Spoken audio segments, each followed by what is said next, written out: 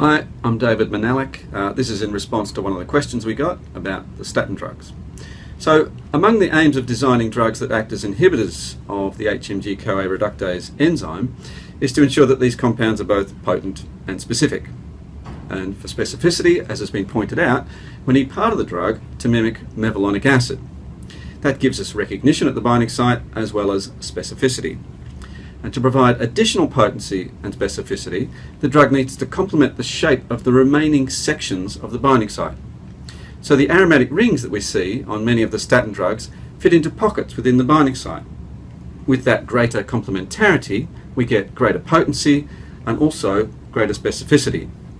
So the better it fits the binding site, the better we have our drug. So for our molecule, this top section here is the bit that mimics mevalonic acid. But we've also got on this drug a number of aromatic rings, and they fit into specific pockets in the binding site.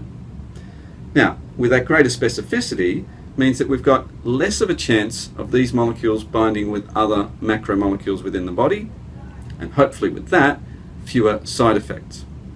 Now, I mentioned earlier that the greater complementarity gives us better potency as well, but on top of complementarity of shape, we also have to think about complementarity of electrostatics.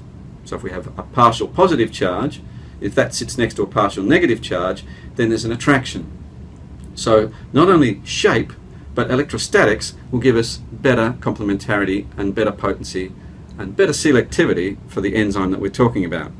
So overall, with regard to the question, with our statin drugs, yes, if we add extra groups to it, it will result in its binding more strongly, provided we get the shape right and we get the electrostatics right.